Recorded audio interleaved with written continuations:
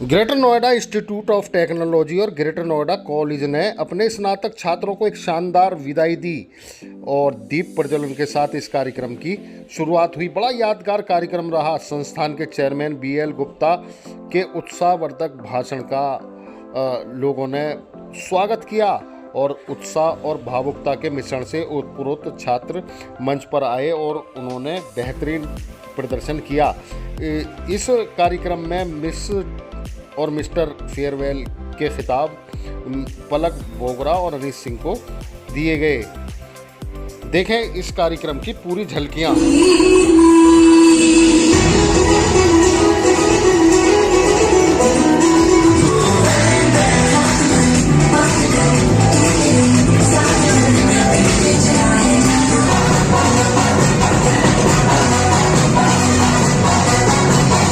हमारे director general, all director, dean, faculty members और dear students, आज आप सब लोगों को हम फेयरवेल दे रहे हैं।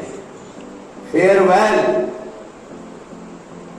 एक खुशी का भी दिन है और एक आप यहाँ 4 साल हमारे साथ रहे, आप जा रहे हैं, हमारे लिए एक दुख भरा भी समय है। लेकिन हमेशा व्यक्ति को आगे बढ़ते जाना है। कोई सदा एक जगह नहीं रहता है और सदा हमें एक जगह रहना भी नहीं चाहिए।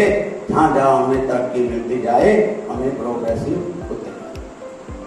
वैसे तो हमें आफ्टर 12th ही माँ बाप की उंगली छोड़ देनी चाहिए, लेकिन अब आप इंजीनियर बन गए हैं, 4th ईयर में किसी भाई की जॉब लग गई, जिसकी नहीं लगी, घबराना मत, आपको जॉब देने वाला बना देंगे। जब चाहे अपना प्रोजेक्ट लेकर के चेयरमैन साहब के पास आ सकते हो। और ये मेरा आपसे वादा है कि हम आपको एंटरप्रेन्योर बना के दिखाएंगे। इसके साथ साथ जब हम यहाँ से निकले, कोई माँ बाप को ये ना कहे मुझे मस्जिद दे दो, मुझे अल्टो दे दो, मुझे गाड़ी दे दो, मुझे वो दे दो। आपके पास एक सवारी होनी चाहिए। कौन सी सवारी? कॉन्फिडेंस की सवारी।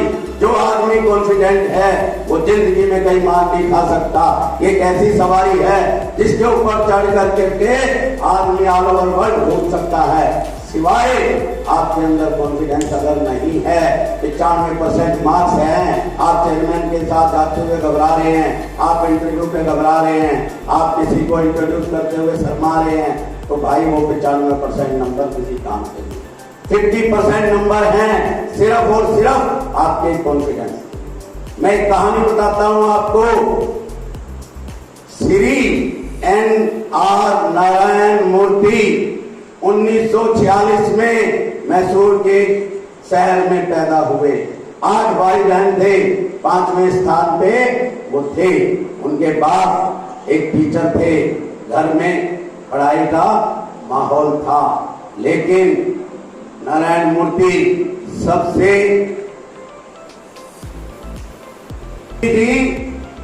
12वीं कर गए। 12वीं के बाद IIT का उसने एग्जाम दिया।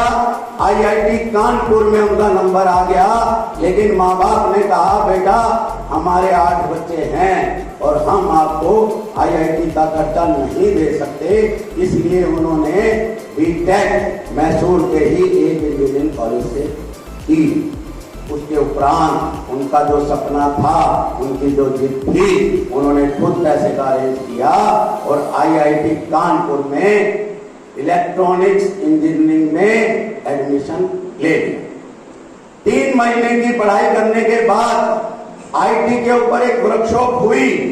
उनको वर्कशॉप में इतना कुछ सीखा या समझा या इतने मोटिवेट हुए कि उन्होंने रिक्वेस्ट करके अपनी ब्रांच IT में कन्वर्ट करा। आफ्टर 4 ईयर जब वो कंप्लीट कर लिया उन्होंने मास्टर्स, 2 ईयर सॉरी, उसके बाद सुधा मूर्ति जी से उनका मिलना जुलना शुरू हो गया। सुधा मूर्ति जी एक अच्छे परिवार से थी, संपन्न परिवार से थी, धनाढ्य परिवार से थी और आप एक गरीब परिवार से थे।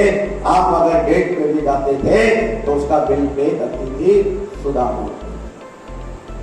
जब उनकी शादी की बात चली तो सुधा मूर्ति के फादर ने कहा कि लड़का तो कुछ नहीं करता है नारायण मूर्ति, आप कहते हैं मेरे इसके साथ शादी कर दो। तो उन्होंने कहा पापा शादी के बाद लोग ये कहने लगेंगे कि सुधा मूर्ति का हस्बैंड है, आप निश्चित हो जाइए। और शादी हो गई। उनकी जॉब यहाँ पे लग रही थी लोकल कंपनियों में 1200 रुपए महीना, लेकिन नारायण जी ने 600 रुपए महीने में IIM में अहमदाबाद की जॉब चुनी।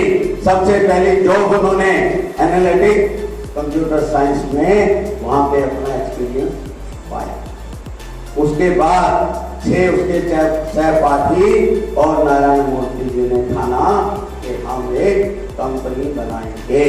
कोई बता सकता है वो कंपनी कौन सी थी? Infosys. What is the Infosys? Number 1 पे जिसने पहुंचा दिया इंडिया को, आईटी का जो गॉडफादर कहा जाता है, उन्होंने 81 में कंपनी खोलने की ठानी, लेकिन देखा हमारे पास तो पैसा नहीं है, रूम हम यूज कर लेंगे अपना, उसे ऑफिस बना लेंगे। नारायण मूर्ति जी ने कहा अपनी पत्नी से आपके पास कुछ पैसा है तो दे दो। सुधा मूर्ति ने कहा 10,000 250 रुपए मेरे पास हैं, 10,000 मैं आपको दे सकती हूँ, वो भी दूंगी लोन पे।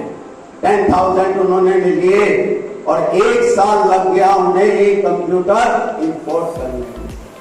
उसके बाद 83 में उनको एक गवर्नमेंट का कॉन्ट्रैक्ट मिला और वो कंपनी धीरे धीरे धीरे धीरे आज 90,000 करोड़ रुपए की कंपनी है।